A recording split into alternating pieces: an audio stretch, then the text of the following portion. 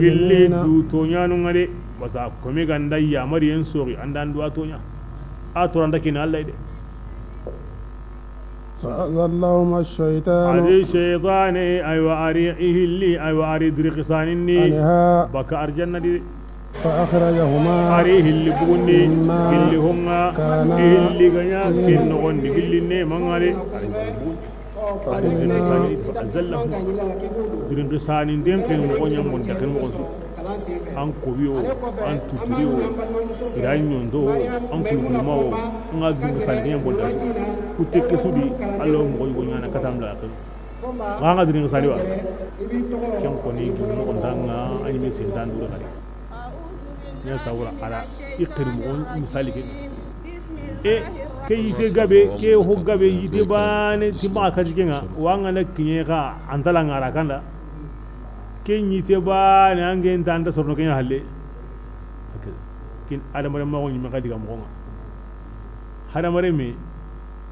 aro kirana anta yigini ma ngana ta daga ni ma yige kata ke wakati wati sada aro kirana anta mini ma ngadi lernu sikin gondi anga ne ke sare to ma jimini a qorti ngiri hadamare har bane nda ma aramu ni ma ngana ta suutu ma ke bane ama kin bani tana kai kallenga hangen da wurun don musurun da ke kita ya ba adama yayi to Allah subhanahu wa ta'ala ara imma gudu gabe kini adamare menga Allah mangudi ti tuawunga ara tuawun kare hoya aw mangutu ne ti mukendo ngallendo sehenga ara kusu kare hoya aw mangutu ne ti ngarin taunga ara kusu kare hoya aw manguto ne ti marandenga bo ke yire sare ona tanaza ala yire alla ta sunu qalliya be sukati asunyi mbane khana qalliya wa min huna problem so yire gilli yire asutu makiyite bane amma kata to hondi adama de munyi menga ino iro mena am problem sunu kiyai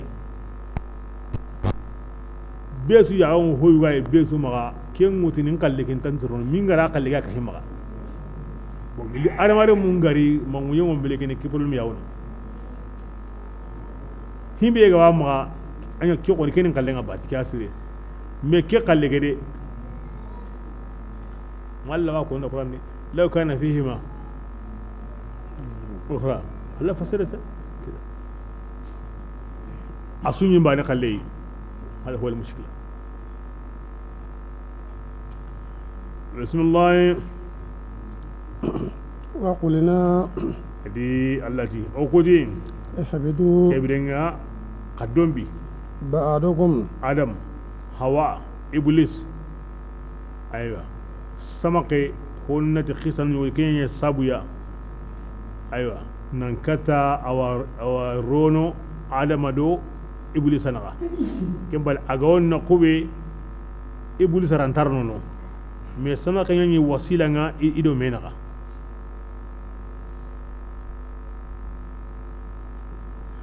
ko sune qisan habitu qaddum bi arunya na adama aru hawa aru agor limu be kita qabu kamun yere aljanna agan limu yedi dombi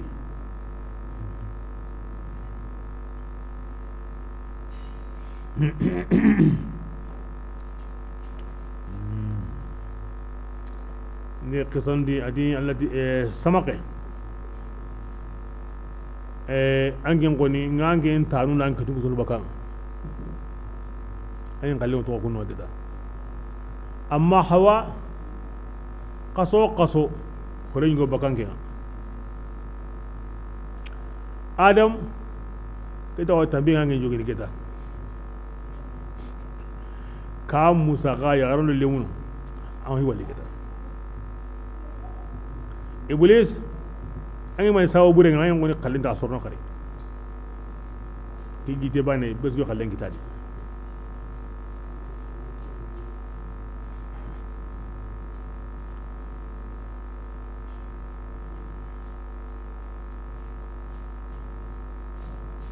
Adam kenge mu endin jamane nga kinga yiri age mu nokobe woti non da ti sarandiba hawa kenge mu jidda awon nokobe lengi awo saudiya jamane di iblisa kenge mu abla hay samake kenge mu asfahan iho ma yarno koya bismillah ba'dukum allati ayununga aduwwun kunni aywa qonnu ya ba'din yunun dangani aga hontar ni gem hada mare me ado iblisa ado samake intagi seringa samake ngari bani kara karian iblisa seren dubbesu arna kushin stani zoronga har himbe ga wama iblisa kai me yayan qosinye ni armare me ngango husren kama ga wanto kama abiga gemu ke hidi anta ni gemu hori kare sama kan beje serenga ampa jumbono angane sai agana hajumbono ibe nan kahu na Allah kutayen da bari an yana kundwa anta ni gemu hori kare anda kuti merari anda kapa hori kare bismillah walakum mustaqarrun adi ta'u dingiran an kundangani munyendi wa mata'un aro dula lungo dingira waga dangani kata wuceya himbe ga nawugine sine kita an place mo munyendi an bira mo ngono an mini mo ngono an sahare mo ngono an pon suwo kitino ga duma intare la yantari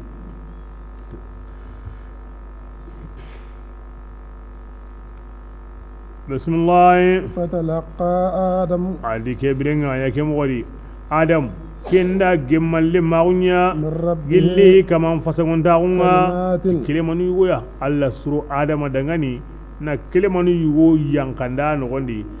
ara kulliga Allah ta'ala talaqinyani al akhidhu min ash-shay na kulliga serenga aha tala kimunyana do bangun bilisuya talaqi aw sahnat abang bilisura ngai talaqaitu zaidan wala talaqani zaidun aure ne oda me gemalle ma aure ni alla da adama gemalle ma na karangundi kelema yugonu yani yankanda no gondi akusagara itanga kun kelema nu sabuda halaki hinu benu ganyi adama kitana ke kutai halle a kisikin kun kile manu sabu dangani amma ka kenne be ga warni katai yimbe loyenga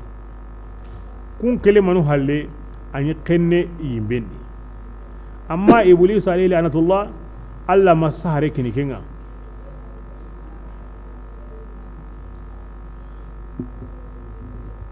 ken sabura ken takenga bono ay meri qalle kiriga ari du kinai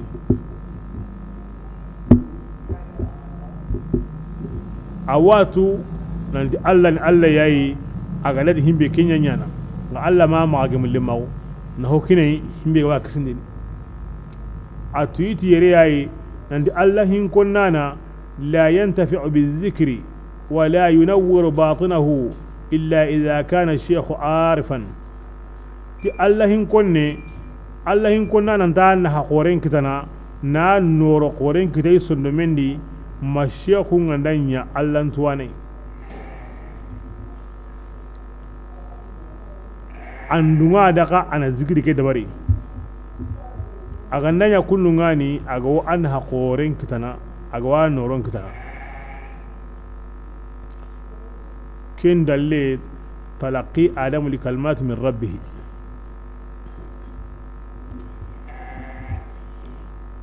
بسم الله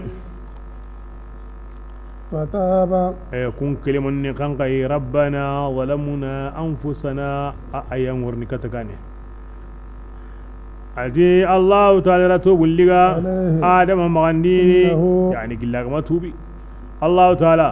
أتيجي تيجي أياني توبوري نيجينا أياني هنا نعا تيكمونا قلنا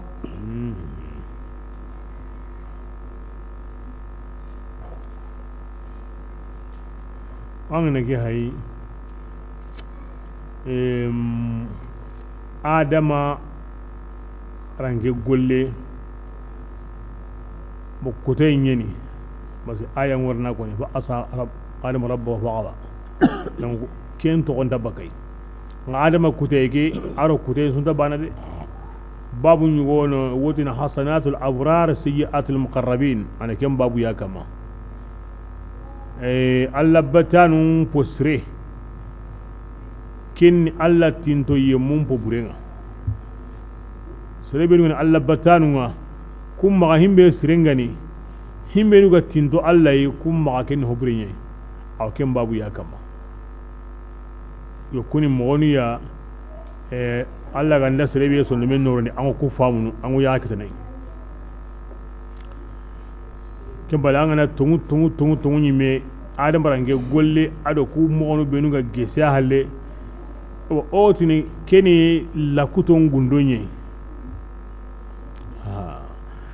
wala sellanga adama kabante nguta maganya nga gundoni akabante ta maganya de ay gundonyi meri ayamarin den yimani tananya a misali nyugo worni khadar musa kalleke mo kinna me nyugo sellanga akabante ni nga gundoni ayamarin den ni a misali nyugo worni nabillahi yusuf adi akhinu sellanga ira tonya ira katu ira hoburen sunye ira gaga komeya me gundondi iya marintenya ni nanya wa goronya himbe kega manya antarninya ado kun suwa misali bane amma wari gilli hinjo pande allati malikanunda inni ja'ilun fil ardi khalifa ngorni khalifa awanyangu munyendi keda ni adama kama tagina Allah malikanun shawari ngornanya kebida kewa ko ni nanti adabarin tenya ni na liga na wara nonga allati warna wara nguri ngunyendi bo akai kamundi kebe alla gati warna wara ngunyendi muhalin yani alla rangin digan kannen soqide akai kamunya hina kebe alla gati maayite nyiga kebe nga kempai ara hoy wa sigini yaga ngure wonni kira annahayu suwari yaga ngure maga nyani nga fil haqiqa anya yani kebren adama jako en dingin ana yite nyiga bas alla watu musalahan bega ko kin adama riyinga ngunyende khalifa yi anta surnuna adama to kamunde arjanna ange ndanda taga khalifa ngunyende anda wara kamunde arjanna kebe arina kambo gide gan koto mo we tawjudo masibo do balo be ga were nasrin daro na wara ken no kulinge alla wara utna wara gide kunu wanga ma kala sa hoy woy anta surna gamari ra kala sa kai agime atu himbe na o ken na khalas agati mo we do wa ko ni kem mo di kamala ken yanti malika nunda iworna koy go taga khalifa wala munyendi anga ne ken taga na daro na karangundi malika nun sujudara na wara an nukube megantano en place ni principal allo ke mo bagan waka mo la ligue ngara ke tawyedo ke jiwdo ke tambe da ngama akala sa hoy goy da ke bira ke mo gani al amru mubramun at takhalluf anhu mustahil o ke bira o ke mo yani o sirin magati wo hokoni adam rata ya no ke tambe nga maro kunda bu kundu la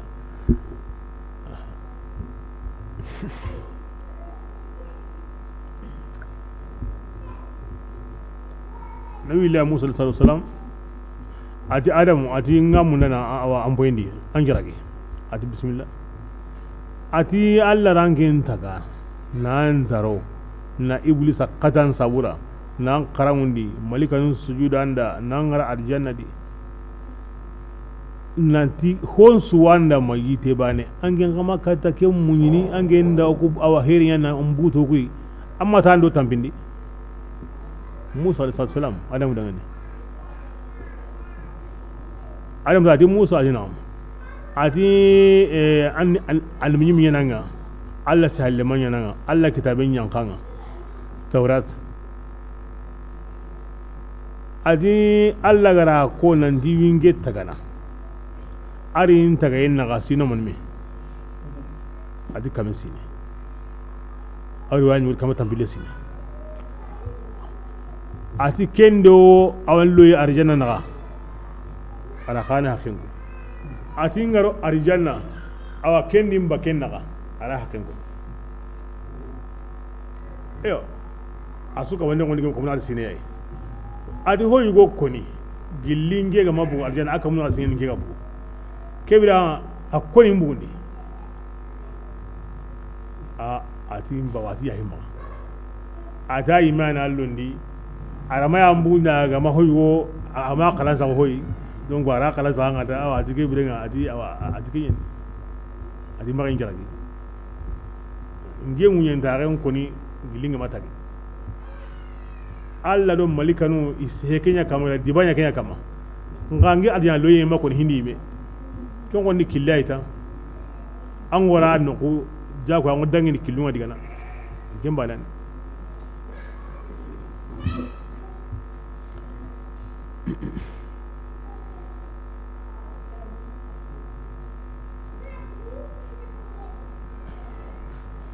يساوني أيوة في الحقيقة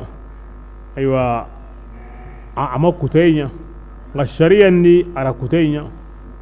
أو واجب إنه كما أن الشريعة مبغية كو أنقول لي تكيني أن اعتقاد كيني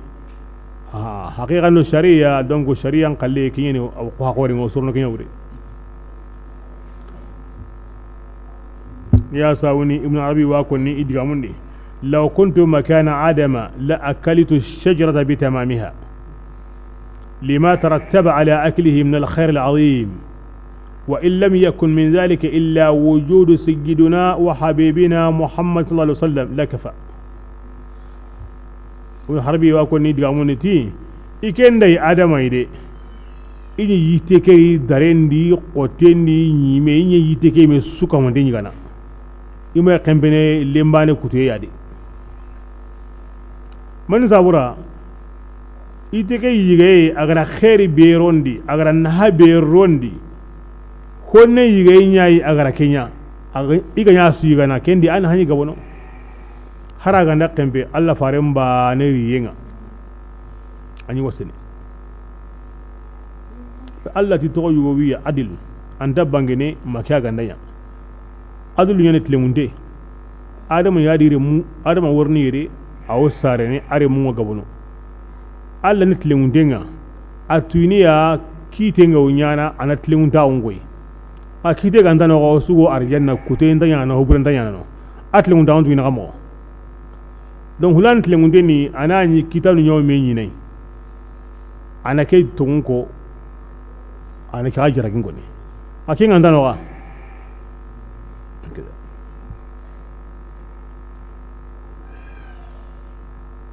بسم الله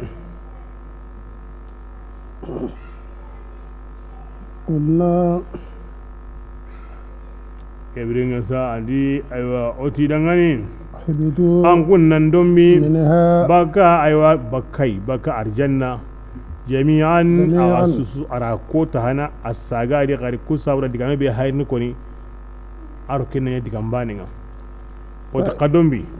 فإما يأتينكم هدى أما براو بريكان دار أغاي مني لينك الله تعالى فمن كبرين آدم رمبي كينغا باتينغ كانداندينغ على تمني كبرين كانوا يميا كون كماني يميا يميا إيغا وصنو لاغرا يورنو الجنة دي آغا بولنو كوبي كون ساغنينو والذين يموا بينوا كفروا كونغا كافراهم إيغا غاران كدو توكو آيانونغا كمغان كدو برو كنياني يمبي دونغونونغا دومانونيا أوا يمبندي أبنو كسنديكي كيبي آتكياني إتيا قدومبي آغانا دومبي كيبي هانا آغاني مي قنونغا أهلاندي أيوا هارين تقرنا غاي hare be gandara gai kinga ne himbe ka gara himbe ga kem batu ke bidenga a hay baka no ko be kungo sagen na lin haru be ndara gai himbe da bar harun kallenga ke bida kungo ra yimbe ni ke ko tana aljanna ta adama rani aljanna wono arani yimbe ngono me kollo no yimbe ndi osuga na to aljanna aka duron ta to kono kendi ma ugari yerea alla na tirazi nyayre himme wura no kube ana kiti atawon adil nangu kenna digano oga bugu no kube arno sagano bismillah والذين يا بني إسرائيل كي الله سبحانه وتعالى عواس هنير كتب سويا ناوتو سورة مبنا نلا وريري على جوبا هنا دي آدم تغندينا أدا قصة أدو إبليس على كنه هلاندينا بو سيكاندين بايكي هانا أسهبي سودانغاني يا أيها الناس عبدوا ربكم كم بالي على جوبا آدم كبارينا أدو إبليس وكاي سكنينيا من بني إسرائيل himmenu Allah faren kiyendi ma himmenu go Allah faren kane ado himmenu ga worninya sai ko jongena sui na wutu yere katta sai yaqulu sufaha Allah ta'ala wornin ne manu tammiya jate ngira kinya ga dangani kunne manu tammisu agara bane su gemu ti fisrin Allah ku tammiya wa ken sabula ngema ga to onode a ganda fisrin Allah kunya bane en kabin tambon to na gadi ni manu tammi fisrin Allah ku tammi ado tambo tugu tammi aw kinya kono da ku ayanun diga na wato makatta sai yaquliya man sabula arakin koni yire na kenya ke mogodi na bani Israel ku benu gaddangi Allah faren kane aywa amma mun dikun koni maga tingoli di Allah faren shari'anga ay kima mun di maga himmel walla faren kiyendi kunyantini o kuwol dina kamma o seru qasim batte o do kenga o di batte o la silnunga dina seru nyanyi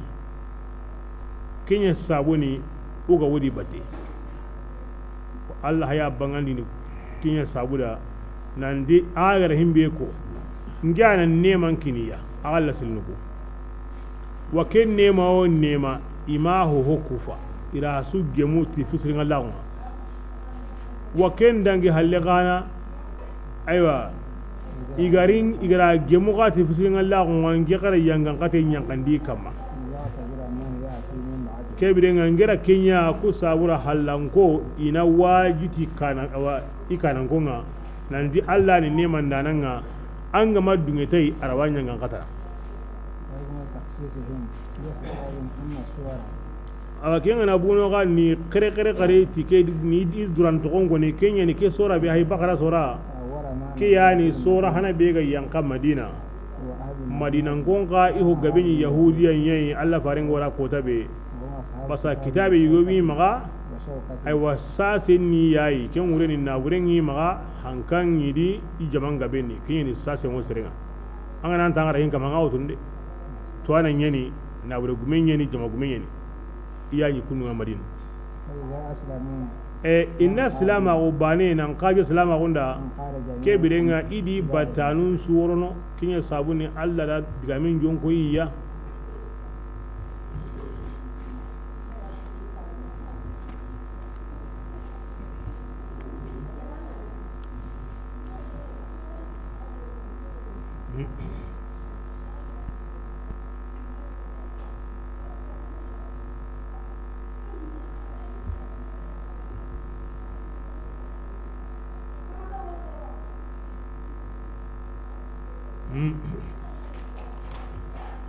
إسرائيل كن يعقوب ياي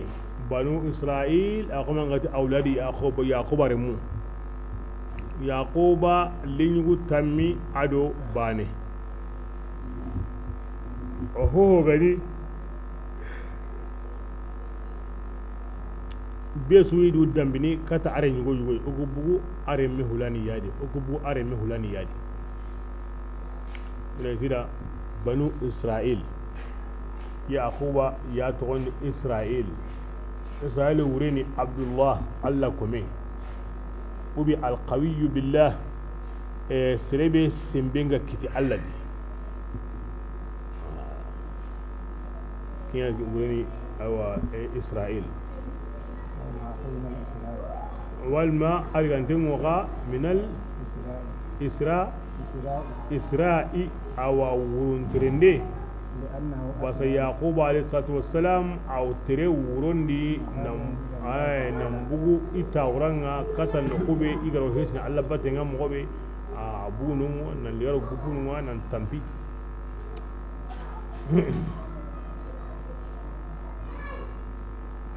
بسم الله يا بني إسرائيل رمو اذكروا أن كنا نسمي نعمتي يا الله نيمانونا نيمان بي أنعمت عليكم كما يعني أغا هاوانو وأوفوا دفعونا كسيه هنيم بوغي أو تبولين نيسراهونا أدو كنتنا قسيم يكون نيم يغاني كوفا دي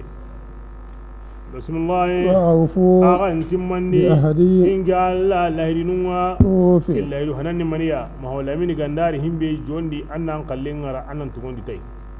أغان دا كين ينجا الله قو تمني بأهدكم أغان لهدنوا دي كلا هدن منيا مبراجن كنا غاي نارنو أرجنة دي وإياي نجا الله بانياني فارهبون أكنين بانياي لهدو تمن بلا غوندي كما كان هو تنجا هل وآمنوا أجدا أو إلى أصبنا دي إلى الله فارم في مقندي إلى دعامين يلا بسم الله وآمنوا إبرين أغان تغني بما أنزلت جراكين ينقني مصدقا كني تغني داني لما كتاب داني معكم كفاغي يعني كني من القرآن أو تمو بيكوني كن الله فارلي ينكاني mi igar himbe nun ya Allah faren qariyen palle ko bure qur'ana yalli kata gai himbe ga waga ma tawre da qur'ana ti tonyen ara tongondi qur'ana mati Allah kitabe suni gare islam nun ya mari nan di agan di tonyen nati ko tawre tadi aw tawre ko tongo ki wadi kindari ngon ta kento kitaben kono Allah ma atoni tawrata ayan ga Musa كتاب الله ما أتون إنجيل أيانكا إيساي غانجين قال لكينا يسوى أهتي يسوى نقول تكين هذا ما يجب علينا شيء واجبين وكما ننتي تموه تولدي أي أنا كينكو أدا أنت تموه تقول أنا صامبال ما إنجيل ما لينجيل تموه أنا كينكو كينو أنا كنا كتونا صامبال تموه يعني غانجين قال لك يلي كينا يمين ما كيتا يمين والله أعلم himbe ko na gri Allah ikata Isa yi injili kentu yi himbe gri kata Musa yi tawrata kentu yi nisa kunte yi ya Qur'an musaddiqan lima ma'akum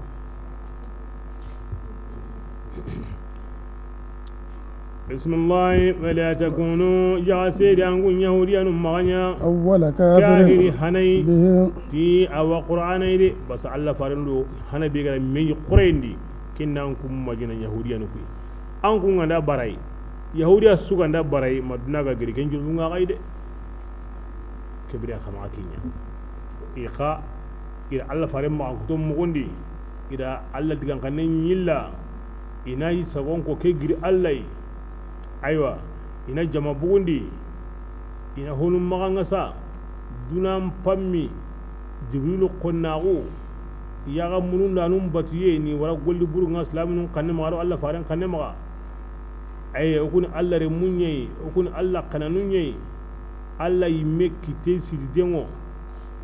bo hakeda kene hukum banum benu Allah faran kedi ngara himbe ka hay بسم الله ولا تشتروا ثمنا يا سيدي قما جونكو هراغو بآيات الله تعالى آيانونا قليلا أو كينغاني جونكو نيدي أغاندا دوني o yaani kanankunga o yaani karamogonunga o yaani madina hukumunga o nyana hallange de an kanan kamma nanya hallange ma do kinga de an nyanyi karamogo an nanya karle ma do kinga de ke sabura isra bi ayati allah tamanan qalila wagi duna jonko neke kin hotu gana na yi ima Allah faran famu an ga mara hodi na timanda da gamin turu Allah faran ma sire suka nan ga ko sai amma sire sun hallange ma wutina azimukum fil jahiliyyah azimukum fil islam in Allah faran ju kunda sai hunu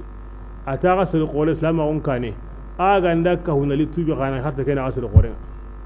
kin ga man ya go sire kana ga hoyi la ana kan o gandari tubi amma ari awa hinu yilo ma adu kanange da halanga umunda adilla khari su gana tubi himbe gani mo be ngenda ken yida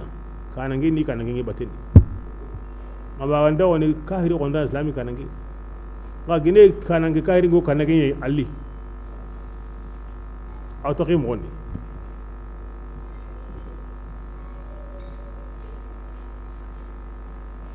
دائما كمشكلة أجاوز رونجتنا أن بينمو خيفارو الله ولينو يجنبان النقو وكي ياو نون سرونجتنا onda to kidabati onyana halange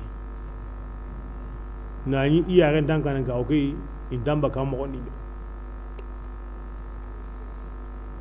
lo samu bismillah wa iyaya adingi alla bani yani fattaqun kaninge yayi nyamariye atto kendi patande nyendi de to bayango kan ho inga ne kenya ne na nyi ko ne sirengul allai ma kan harbani har marin me an wajibi ne Allah ya khudaka fillahi law maslaim jiragin dana jiragin ma liga Allah bismillah ولا ya تلبسوا seni الحق kama tungun nyami بالباطل awati batrangari kangari tungunga himbi ga waga maga tawretai tungu keni tungu kangani batranga ay megara kubenu kutuni kai kama hiro medin tabana وتكتموا الحق kama ga tungun bugonni ki Allah farin ma angutunga nanya aga yimme ga talamuna aga watu tigi kani tungu kama kenya de Allah farin ma angutu ajju kunube kondengo tawretari injili di awana yilla kallima be ga ndari tun wangar himbe no fara aso ke mawar atima kama da yanga makin no ne fama ke wure ne kai ana ko sahana kan bodi kani riwaya sirin ke la hundin yiko bure su ga yahudiyan ndi tungun yillayen da ku fama na yi sagonga su Allah farin yin mazan tuwa na Burundi su ya zaune jiku bure go konni di su yiran kamfen go kirini Allah farin yin mazan Burun kama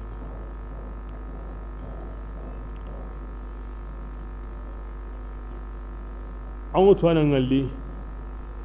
tuwanan yin ai tungu ma watu an dan hujjanga nari Allah farin tindi a gama gemu a kan yin illu a wa riga na a wotin ta Allah hundin ne wallahi a watu na da su handin yahudan ji ku be ga war da kenya ma aya wal mahadisi Allah hingo himbiya na ken kire bakari aku tike anagen to na nyanga na ku tike kwani lafada ai na hede ke suni yahudan ji ku hadisin ta sana magin tuwa na bureke himbi gane a warayin kama ko ganda warayin kama killa hundin yani kinni mawdu'un yayi ken sire wallah awatu tiki nan di qalkin gari wa taktumu al-haqq wa antum awatu tiki بسم الله وأقيموا الصلاة يبرنا قاسلنا دومني وآتوا الزكاة أغنى جكان كني واركعوا أغنى قاقرون قلقا مع الراكعين أبقرون قلقا إيه إذا أقول من كتابين ومغا وأنبي من ومغا وقفارين ومغا أو سلني أو جكان بوندي واركعوا مع الراكعين أنت يقولين يبرنا sallah nu benu hay garin madina sa faran ne sabanu ka bugu an daga salli kafiya inta kenya wala ke difference haro mena aga salli qurungur ga indadi ana sigina hoko awo aga tagen ta wonu sega aga tagen ta tibane a qurungur ga yake indadi amma sujudi yake ne batiya qasiya ya fa'alu hada kullu ahli al-milal wal adyan dinan suwanyana kunyengenti hotle munde abe suri khalenya mo yaudiya ngo suri ni itangenta tenya kama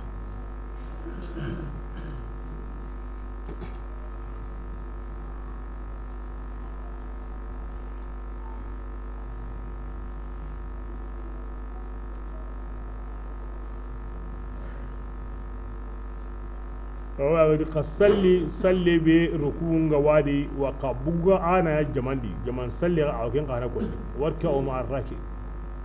banan sallana ana hana lugum muslim an bakana salli jaman salli yana han koren muslim an ba ne ga na salli o salli baraji banan kinan an da buguti ken salli yana daga jamandi tampille aro baraju nyeri o kinan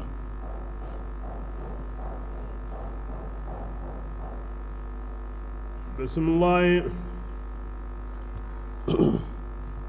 أتأمرون الناس يلي أنكم سرون يا مرين يا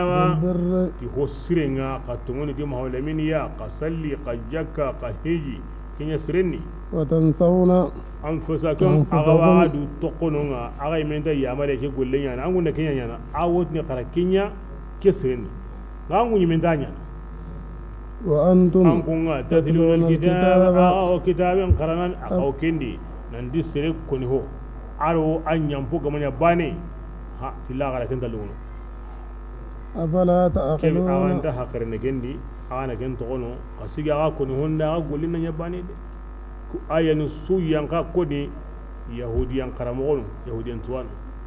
أسيران كم بيجو قريني الله فارين يماتون توانا برون كم ko nene na litwanu yana sukonni karakenya baraje ngai awkundu kama kenya junubu ngai awkundu igawti ni kama ho honya imana kenya igawti kara ho honya osre imana kenya to kono to ken yahudiya nun karamonin dukunye waslamin to ana be gande ka angolin ngani ke o himbe ga kida ke meyo ko nanda afala ta akhilo anta hakrene an ganyi mewa karna an ganyi meti kundu an na da sirun da karanya an nan munga nyimi an yimin tanya na ebidenga kenni beguye kore an gane da karakinya an yi mewa kane karake togono an yi mewa kane kempalle suganun sehun yana tungu yan kamade يا أيها الرجل المعلم غيره هلا لنفسك كان ذا التعليم أنكين بيقول لنا نسر خرام دينا أنكون داندو خرام دين هنا ما غسرون كبجوكو يا أني ميغا مينيانا هارون عليك إن فعلت عظيم كي يغندا نقول لنا غتشنتا قوراكينا أتنهى الناس ولا تنتهي متى تلحق القوم يا لك أنا لسرون دغني kama kenya ngange nyimme ndara ke wala anga nyoro no sirundi kam ko minu ngara ke wala anya lange hoyde kama kenya anga nyimme ndara ke wala wura nan to de walla ngandin kana adi ke kuma misali adi kembay lagalu ngondi gidi nyi pasarenga wa maga malabo nga maga ngoto ko am pol lungo ne ake ngom merel lungo ni ngai mer ndar bane kutuno kama kenya himbe ga manya ari barayi khore khara kenya himbe ndanya ari barayi khore ngange nyi menta usiri kenya na anna huguri kanya na alla surul laqil lungo ndi ngange menta kutuno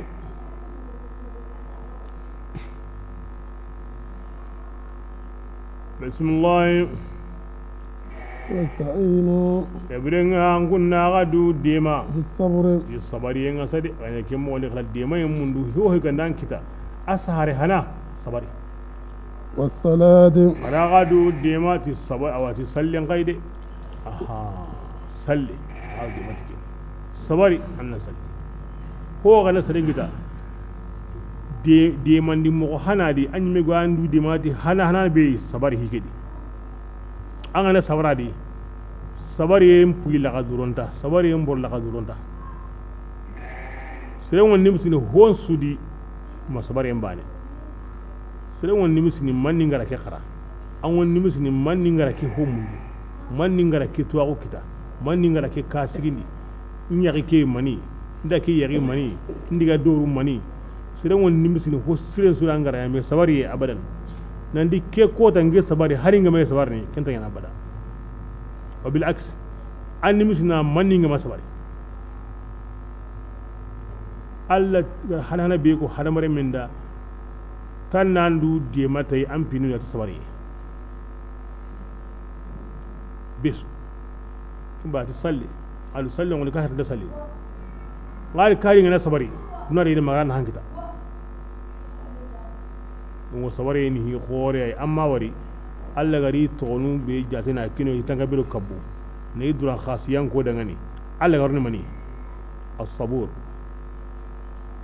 hana kin ismu zat Allah bo kutika suni amma an kutunye anya golle ma an kutun ngawo anya jalaliya ngawo anya kamaliya ngawo wa hakada me kisu kana kulmi khangari as-sabur Allah tabariyan balle se ko ni bayan no gonde akuta yebe go nyana aduna dakarne as-sabur Allah sabari no tokono o sagon konni o sagon nyana o akalle ke tokono o yimya na hana akalle ke nyindi o ya torana akuta yedi ngaro hayno tokono man sabura atokonya as-sabur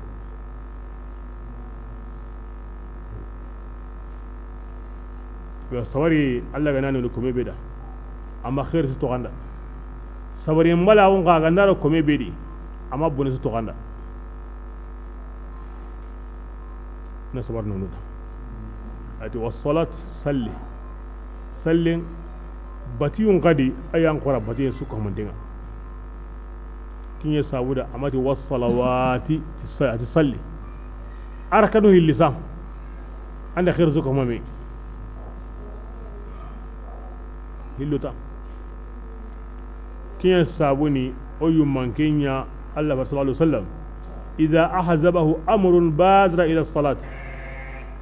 hi ganda jonkin ya bane ana mani holonya na hana kiyan aw sallin hina ko ganda Allah farin jonkin ya anya khairi yau anya kenta na yau awamun na huygo mundu Allah magawo awamun da Allah ne kisni huygo yau agulli hana ihin su dikin sallin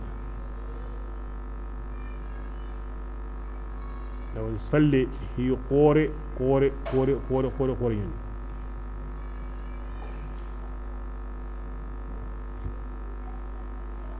salli akin yi batiyun su kwamantin gadi subhanallah kunnen musallin ne la ilaha illallah kunnen musallin ne Allah akbar kunnen musallin ne makasallin musallin ne kurungurige yin gadi kinni a wasu hunun kagulle nan tangan ta ko senga kin gadi nan sigi mogo sire ke ngadi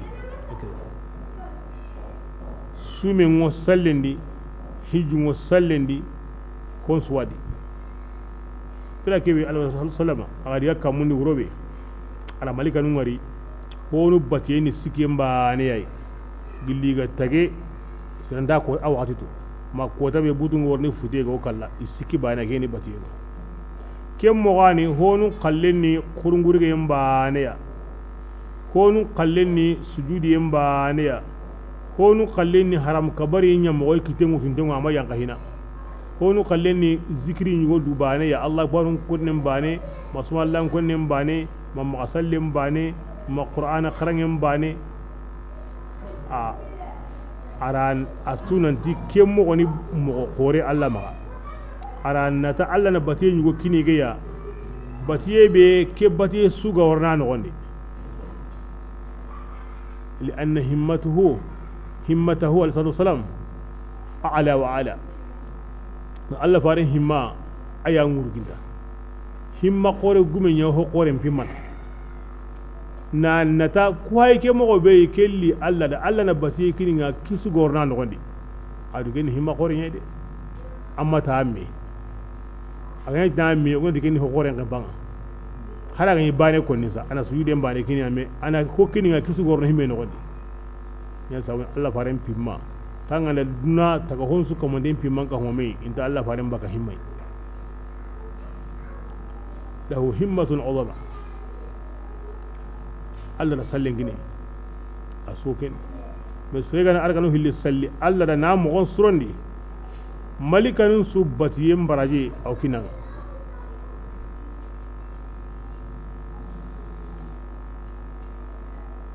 bari salle mo yugo wadi ko men wotin tono Allah ke mo wadi dinan da mo su ka mantenga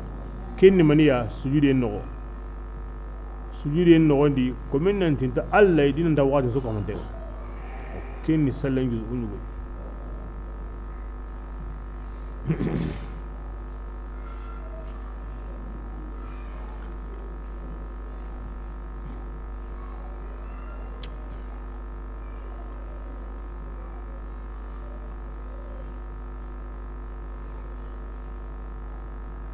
بسم الله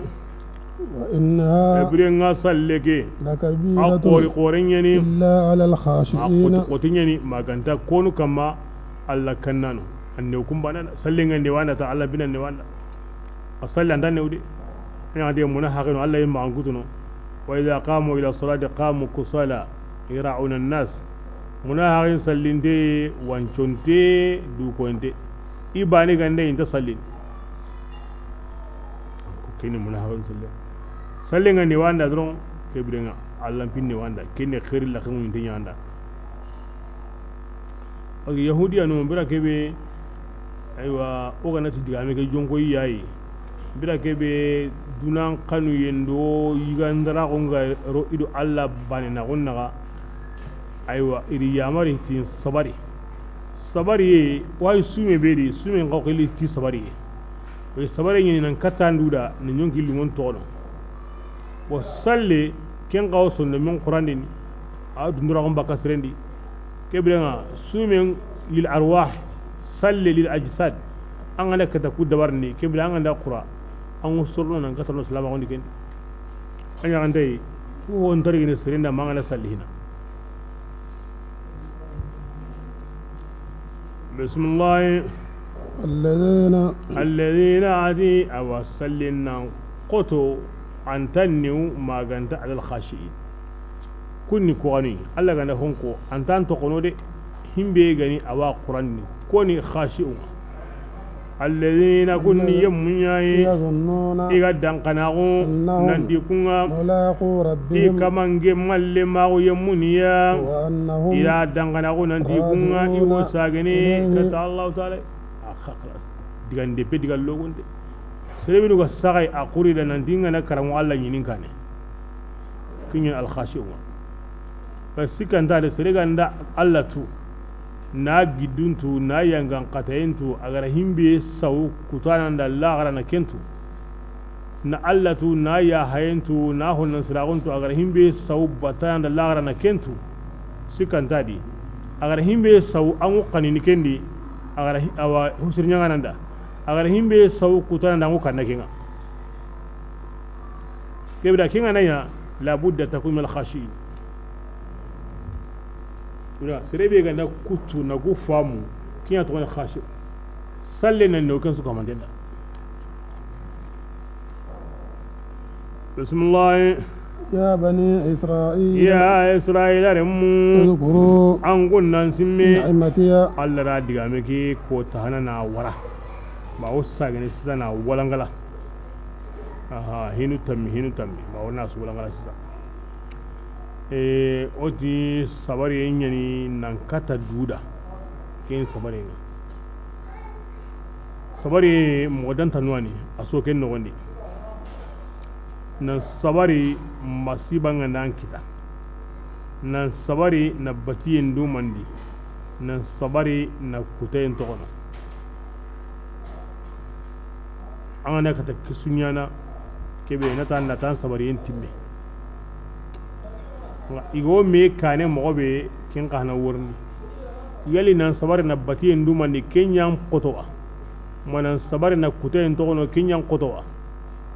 bokum pilli do mena amma nan sabari masiba ngan kita kinyam pegela su baraje di bismillah ya israila remu اذكروا an kunnan simme ya Allah ta'ala ne manunga التي awa ne manun benu nge gara ken ne ma an kun kamma وأني ana tungi Allah ta'ala nge ran kun pa wonu hasanunni على العالمين jamani dungonu su kamma ho gani aga bu himbe nudi iro ho gara menyi kiyedi ngili jeyli kutunga aro zurriya kutunga min ghairi bani israil ndaga hawanu da aka manu hasiya يعني عالم زمانهم رهم يقول من يكيد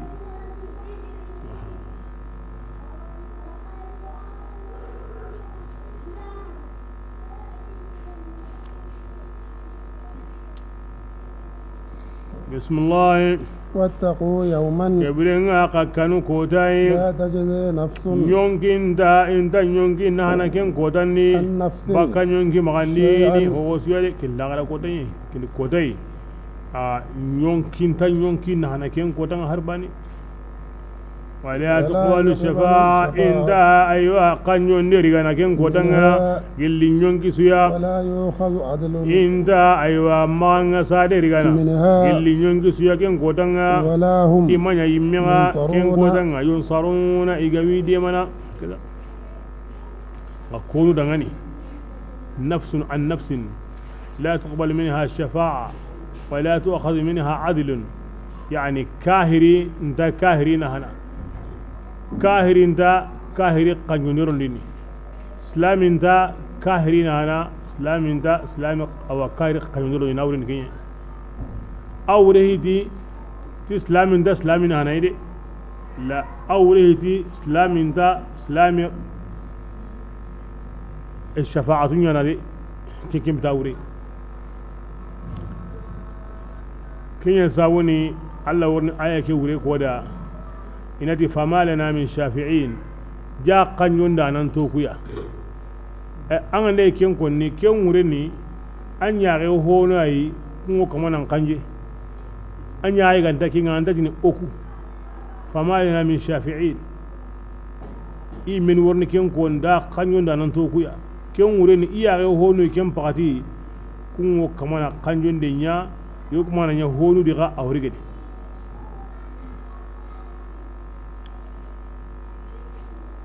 angana nakari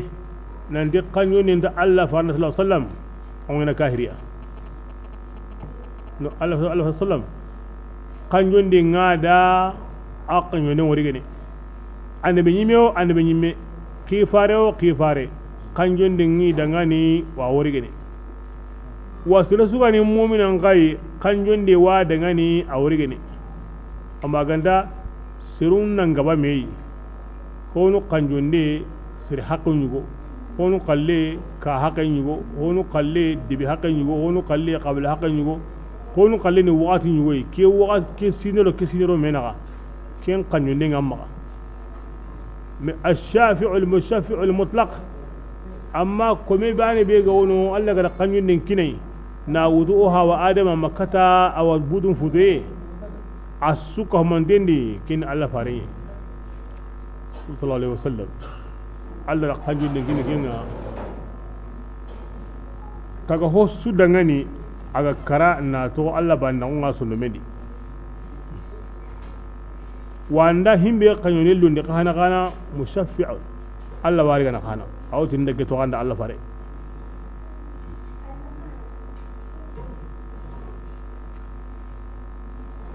wa nyonki na hana islamin di kin ayanun warni on tat no hingilo ni sisa angana ke me so da qur'ana di awodo kahirin ta surno kahiri da wa islamin ta surno kahiri da wurin ke amma bil aks islamin nga surno islamin da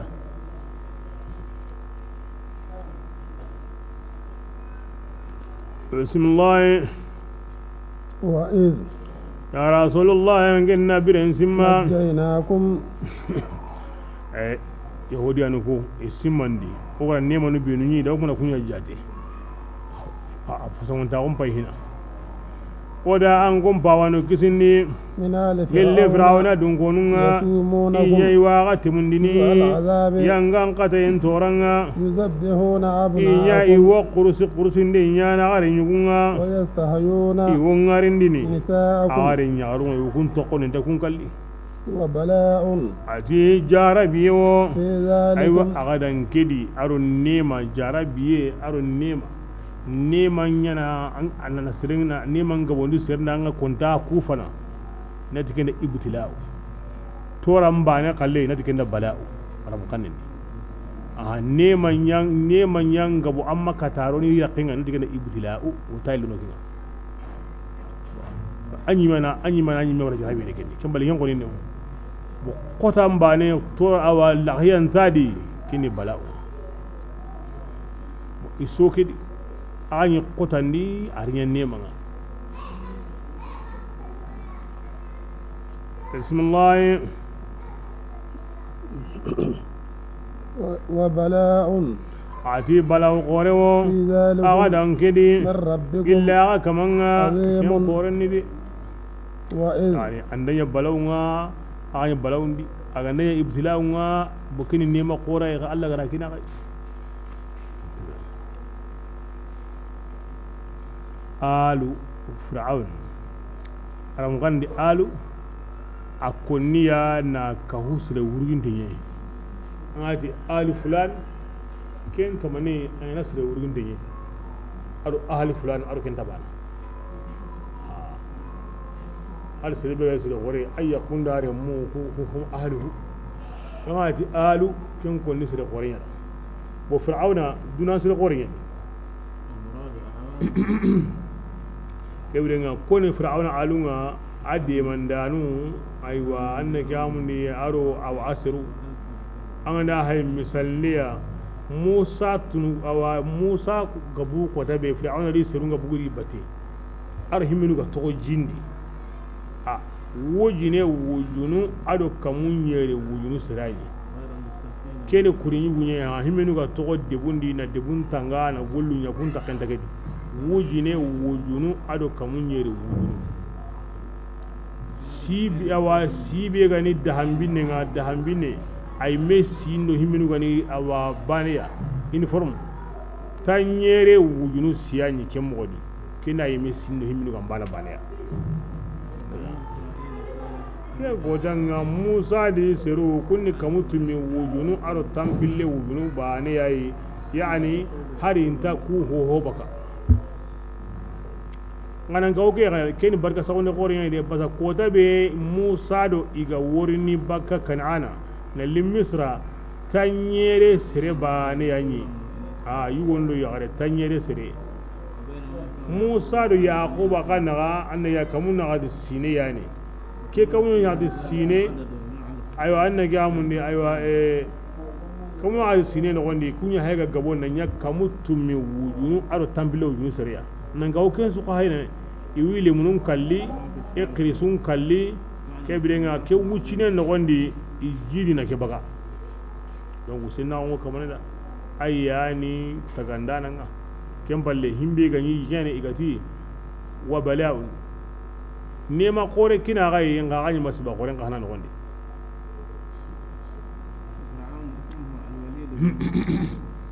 فرعون بموسى أجمعني كيدي بقرآن جالنا سيدو فرعون درو أورا كني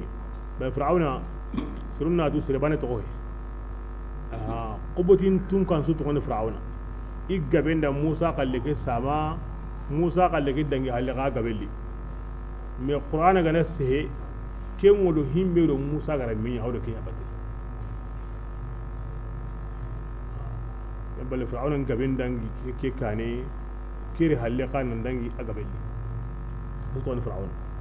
me ezibiti kamanu nyimi me woni kenda qobut kuntum kanya to anti fir'aun tin adron ta to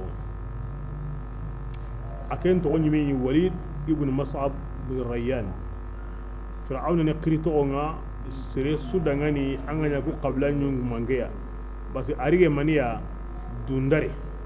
kina urimi kadnu kote قوم النمرود ومدة إدى إلهية أغرى وشبينيا فرعون أغرى كريتيكين الله إن الله كمون نغات السينة أتيكين الله أو قليا كبقولونا أو كيوو نغوندي كوتاسو أو نقول لي ميغانا أنترى جوغين دي ما تنغاتي كوتاسو تباني Allah yi gorin yara de ke goni ha Allah maka hokin ya dini Allah ita ko ta sun yi golle me tana de ko tan tara jogendi awa ke wu gore kita azim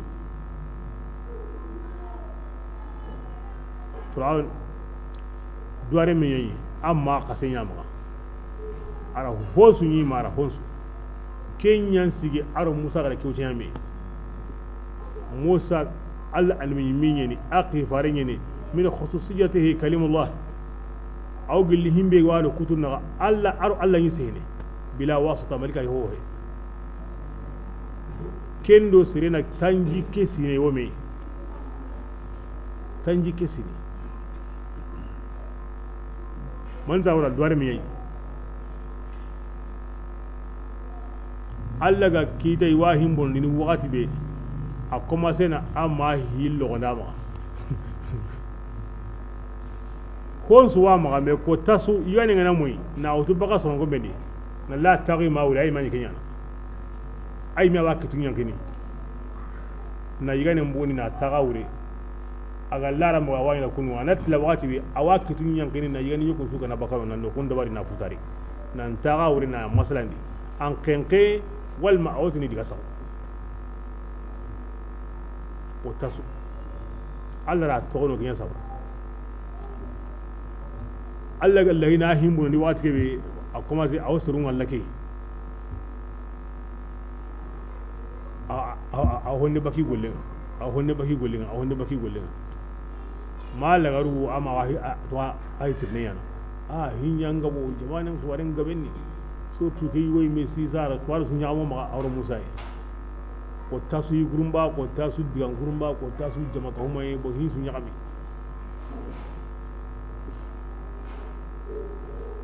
da ma ga tana kebe kenya ko tingewa